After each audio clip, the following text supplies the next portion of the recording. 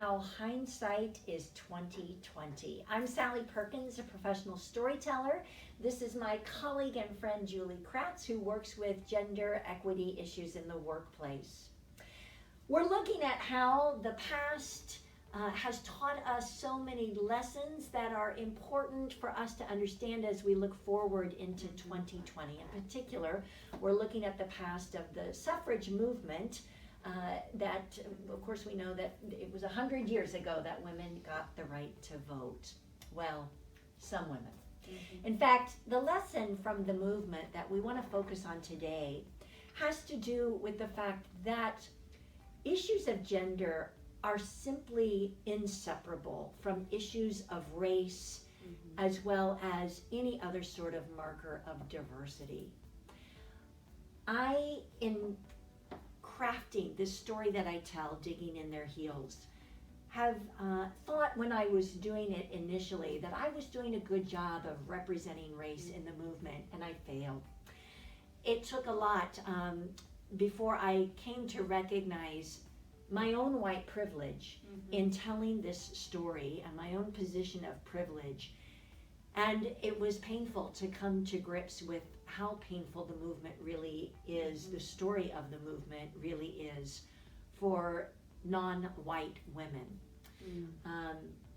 So one of the things that happened in the movement, there were two really poignant times. One was when the 15th Amendment was proposed. And the 15th Amendment was the first time that the word male was included in the Constitution.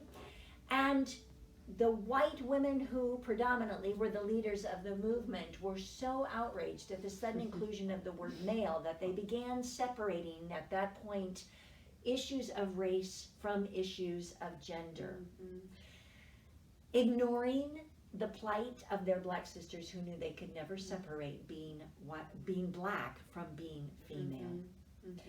And that was the beginning then of all sorts of racism and all sorts of segregation and all sorts of prioritizing of issues and sacrifice of the needs of black women in that time in the movement. In fact, when it was nearly time for ratification, and when they're in the process of trying to get states to vote for ratification, again, the white women who were leading the movement were willing to sell out in many ways by saying, oh, you know what, if we give women the right to vote, don't worry about it, white supremacy will be supported, will be reinforced, because they knew the discriminatory practices against black women would prevent their black sisters from being able to vote.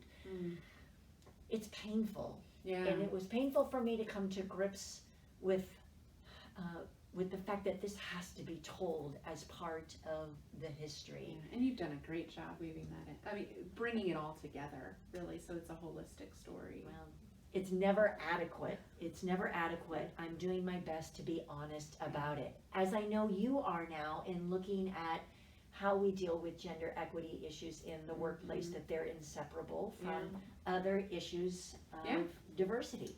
Well, I commend you on your vulnerability, Sally. Like you, I also had that challenge. I started my speaking and training business 5 years ago, focused on gender equality. And I was pretty clear it was about women.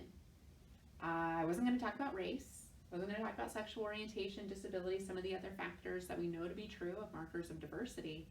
And I did that because it was comfortable for me.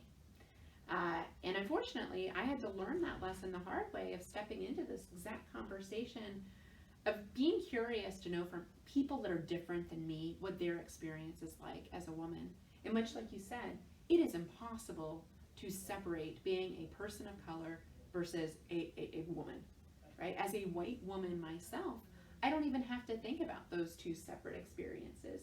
And as I began comparing notes with other women and people from diverse groups, I realized how many different hats they had to wear in a situation. So if you think about your own privilege that you may have, whether it's male privilege, white privilege, we all have it in this system that supports privilege. What I would offer is thinking about organizations that really support equality as a whole, right? Letting people bring their full selves to work and really feel seen, heard, and belong, is they have dedicated safe places for people to talk about their diverse experiences. Maybe it's a women's leadership group. Maybe that's an ethnic diversity group, maybe an African American group, Latino group, whatever that might look like, people with disabilities, sexual orientation, different markers of diversity. I would encourage you to think about the intersectionality of all of those groups, right? So that we're not just speaking to white women in the women's group, we're not just speaking to people of color in the various people of color groups, that we're truly being intersectional with this message. Because the more divisive we are and stay in our silos, the more the hierarchy has control over us. We are so much stronger together. And please, just as we have gone through this journey, step into it, lean into it. If there is some discomfort, but be curious to learn from others.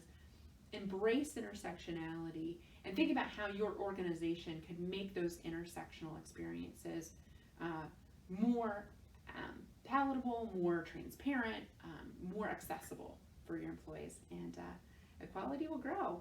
I've seen it happen. So, thank you so much for joining us today. We're so inspired by this message. I'm inspired by Sally's work.